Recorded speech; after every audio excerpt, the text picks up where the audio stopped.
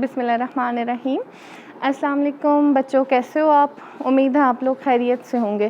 کل جو میں نے آپ کو ہوم ورک دیا تھا جملے بنانے کا، وہ بھی آپ نے کر لیا ہوگا۔ جی بچوں، اسی ایکسرسائز کے ہم نے 6 سوال یعنی کہ سبق جھوٹے آدمی کے 6 سوال ہم نے کر لیے تھے۔ جو باقی سوالات رہتے تھے وہ آج ہم نے کرنے ہیں۔ تو جی بچوں، اپنی بکس کھول لیں۔ بکس کا جو صفحہ نمبر 14 ہے، ٹھیک ہے، 14 وہ کھولیں اور سوال نمبر 7 پہ جاتے ہیں۔ ٹھیک ہے بچوں، ہم سوال نمبر 7 پہ بات کرتے ہیں آج۔ سوال نمبر 7 ہے، ٹھیک ہے، جھوٹے لوگوں کی جو خصلتیں، یعنی کہ وہ جو خوبیاں، خصلت عادت کہہ سکتے ہیں، خوبی تو نہیں کہہ سکتے، عادت کو ہم کہہ سکتے ہیں، جھوٹے لوگوں کی جو خصلتیں مصنف نے بیان کی ہیں انہیں مفصل لکھیں، یعنی کہ تفصیل سے لکھیں۔ تو آپ نے اس میں کیا کرنا ہے، سب اسٹارٹ میں اس طرح سے بتانا ہے، جھوٹے لوگوں کی مندرجہ ذیل خصلتیں مصنف مولوی ذکاء اللہ نے بیان کی ہیں۔ نمبر 1 ہیڈنگ دی، پھر تھوڑا سا ایکسپلین کر دیا۔ ہیڈنگ کیا دیں گے آپ؟ وعدے کا یاد نہ رہنا۔ جھوٹے آدمی کو وعدہ یاد نہیں رہتا، جب وہ کسی سے کوئی وعدہ کرتا ہے تو وہ وعدہ بھول جاتا ہے۔ دوسری جو عادت تھی، خصلت تھی، متضاد باتیں، یعنی جھوٹے آدمی کی یہ عادت ہوتی ہے کہ وہ ایک بندے سے کچھ بات کر رہا ہوتا ہے، دوسرے سے کچھ بات کر رہا ہوتا ہے، یعنی وہ متضاد باتیں کرتا ہے۔ پھر تیسری خصلت جو ہے وہ اختراع کی عادت، یعنی کہ وہ خود سے کسی بھی سچی بات میں خود سے ایجاد کر کے جھوٹی باتیں بنا رہا ہوتا ہے۔ پھر تیسری سچ کو جھوٹ کا بنانا، یعنی جھوٹے آدمی کی ایک عادت یہ بھی ہوتی ہے کہ ایک سچی بات کو وہ جھوٹ بنا کر خود سے کچھ باتیں ایڈ کر کے پیش کر دیتا ہے۔ پھر تیسری فوائد کی خاطر، جھوٹوں کی ایک قسم یہ بھی ہوتی ہے، عادت یہ بھی ہوتی ہے جہاں پہ وہ اپنا فائدہ دیکھتے ہیں۔ پہلے زندگی میں تو انہوں نے کبھی جھوٹ بولا نہیں ہوتا، لیکن جہاں پہ وہ اپنا فائدہ دیکھتے ہیں وہ جھوٹ بول دیتے ہیں۔ ان لوگوں میں کون سے لوگ وکلا یا دکاندار وغیرہ اپنے پیشے کے لحاظ سے یعنی کہ جھوٹ بولتے ہیں۔ پھر کچھ لوگ یہ شخصیت کی خاطر، کچھ لوگ جھوٹے ایسے ہوتے ہیں جنہوں نے زندگی میں کبھی بھی جھوٹ نہیں بولا ہوتا، لیکن وہ اپنی شخصیت کو بڑا بڑا چڑھا کر بیان کرتے ہیں، جھوٹ بول رہے ہوتے ہیں۔ تو یہ جو خصلتیں ہیں مصنف نے مندرجہ بالا جو خصلتیں ہیں جھوٹے آدمیوں کی بیان کی ہیں، یعنی اسی طرح سے آپ نے 1 by 1 ہیڈنگ دی، یہی وعدے یاد نہ ہونا، متضاد باتیں، اختراع کی عادت، سچ کو جھوٹ بنانا، فوائد کی خاطر، شخصیت کا۔ ہیڈنگ دے کے پھر ان کو تھوڑا تھوڑا سا آپ نے ایکسپلین کر دینا ہے۔ جی بچوں، یہ آپ کو سمجھ آ گئی کہ کیا ہے، کس طرح سے یہ سوال کرنا ہے۔ اب ہم جاتے ہیں سوال نمبر 8 کی طرف۔ سوال نمبر 8 ہے، جھوٹے آدمی میں یعنی کہ سبق جھوٹے آدمی میں جو مرکبات مستعمل ہیں ان کی نشاندہی کریں۔ اب جواب، مرکب کیا ہوتا ہے؟ سب سے پہلے تو ظاہر سی بات ہے ہمیں مرکب پتہ ہونا چاہیے کہ کیا ہے۔ جب دو یا، ہیڈنگ آپ نے اسی طرح سے دی، جب 2 یا 2 سے زیادہ کلمات، ٹھیک ہے، ترتیب پائیں اس کو مرکب کلام کہتے ہیں۔ مثلاً اب 2 آدمی کا حافظہ، ٹھیک ہے، یہ آدمی اور حافظہ یہ 2 کلمات ہیں، یہ ترتیب پا رہے ہیں، یہ کیا ہے؟ آدمی کا حافظہ۔ ایجاد و اختراع، ٹھیک ہے، سچی حکایت وغیرہ، یہ کیا ہے؟ مرکبات ہیں۔ اب اس سبق کے اندر وہ اس نے کہا ہے کون سے مرکبات پائے جاتے ہیں ان کو آپ نے بتانا ہے۔ اب کیا ہے؟ مرکب اضافی، یعنی کہ اضافہ لگ رہا ہے نا، جیسے آدمی کا حافظہ، ملکات نفسانی، صدقے دل، نقش اول وغیرہ۔ یہ میں نے آگے آپ نے بچوں اسی سبق کے اندر سے اسی طرح کے مرکبات اضافی آپ نے خود تلاش کرنے ہیں، آپ نے خود لکھنے ہیں، یعنی کہ یہ آپ نے مثالیں خود لکھنی ہیں۔ یہ آپ کا ہوم ورک ہے ایک طرح سے، یہ اپنے پاس نوٹ کر لیں کہ باقی جو مثالیں ہیں وہ آپ نے ہوم ورک میں لکھنی ہیں۔ پھر ہے مرکب عطفی، عطف یعنی جوڑنا، جس مرکب میں درمیان میں واو اور آئے اسے مرکب عطفی بولتے ہیں۔ اب جیسے ایجاد و اختراع، فریب اور دغا، اب واو اور آ رہا ہے، مستحکم اور استوار وغیرہ، یہ بھی آپ نے خود باقی تلاش کر کے سبق کے اندر سے ہی لکھنے ہیں۔ پھر ہے مرکب توصیفی، یعنی کہ جس میں کوئی صفت، خوبی یا خامی کی جو بھی صفت ہے وہ بیان کی جائے۔ اب دیکھ لیں کیسے، سچی حکایت، جھوٹا ملحمہ، جھوٹا مضمون، اختراعی جھوٹ وغیرہ۔ پھر ہے جی مرکب عددی، جس میں عدد، یہ جو گنتی کے الفاظ ہوتے ہیں وہ بیان کیے جائیں. جیسے جھوٹوں کی 2 قسمیں.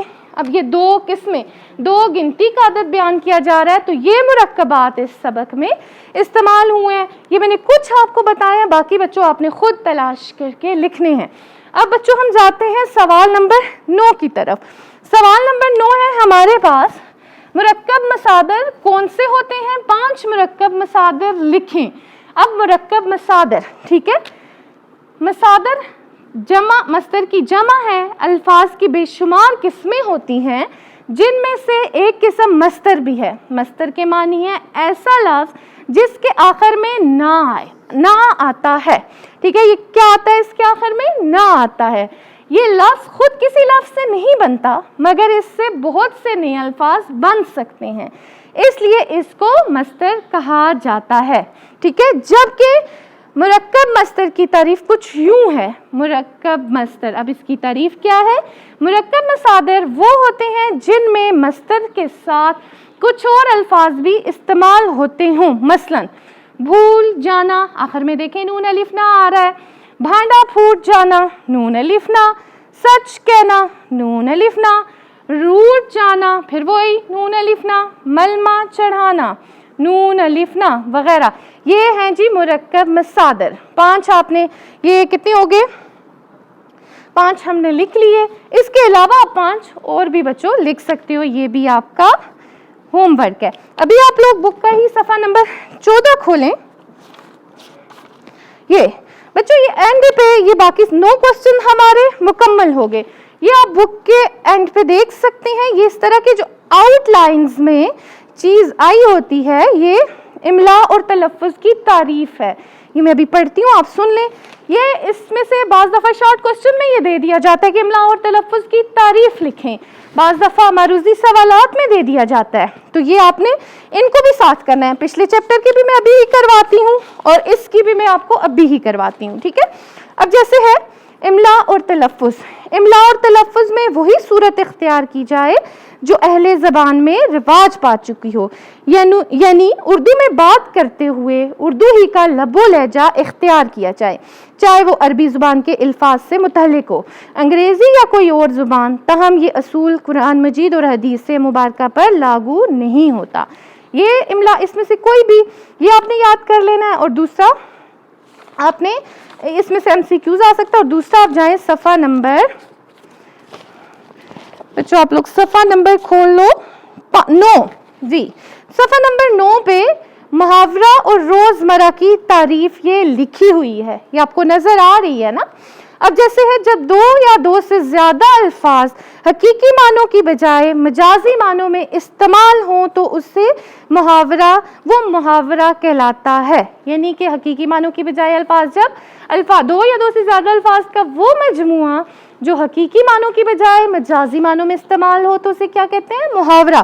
جیسے آنکھیں دکھانا، آنکھوں سے گرانا، 9 2 11 ہونا، تارے گننا. اس کی پہچان بھی کیا ہوتی ہے؟ اس کے آخر میں بھی نون الف نہ آ جاتا ہے. بعض لوگ کیا کرتے ہیں ضرب المثل کو یا کسی کہاوت کو بھی محاورہ کہتے ہیں، لیکن بچوں اس کی پہچان غور اس پہ کرنا ہے. اس کے ایک تو آخر میں نون الف نہ آئے گا، اور دوسرا کوئی بھی لفظ حقیقی معنوں کی بجائے جب مجازی معنوں میں استعمال ہو.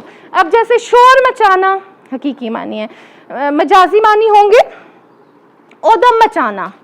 ٹھیک ہے، تو اس طرح سے یہ محاورات ہوتے ہیں. پھر آگے جی روزمرہ کی تعریف کیا ہوگی؟ روزمرہ اہل زبان کے بول چال کا نام ہے. یعنی ہم جو روزانہ کی آپس میں گفتگو کرتے ہیں اس کو بولتے ہیں روزمرہ. روزمرہ میں الفاظ اپنے حقیقی معنوں میں استعمال ہوتے ہیں. اب دیکھیں محاورہ میں مجازی معنوں میں استعمال ہوتے ہیں اور روزمرہ میں حقیقی معنوں میں استعمال ہوتے ہیں. محاورہ قواعد کی حدود میں آتا ہے. یہ بچوں بورڈ کے پیپر میں آیا ہوا تھا، محاورہ قواعد کی ڈیش میں آتا ہے.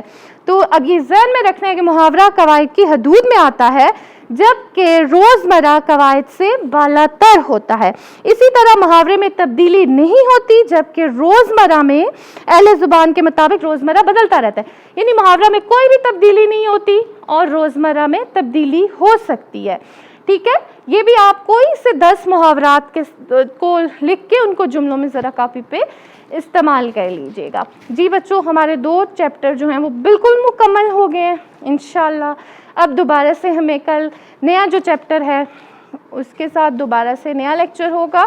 اپنا بہت سا خیال رکھنا ہے بچوں, گھروں میں ہی رہنا ہے, گرمی ہے, پھر وہی بات روز یہی بات کہتے ہیں لیکن آپ لوگ سنتے کہاں پہ ہیں. لیکن پلیز سننے کی کوشش کرنی ہے. جیسے پیرنٹس بھی یہی بات کہتے رہتے ہیں گھروں سے باہر نہ نکلیں, اپنا خیال رکھیں. ہم بھی آپ سے یہی کہیں گے گھروں سے باہر نہ نکلیں, اپنا خیال رکھیں. اوکے بچوں, اللہ حافظ.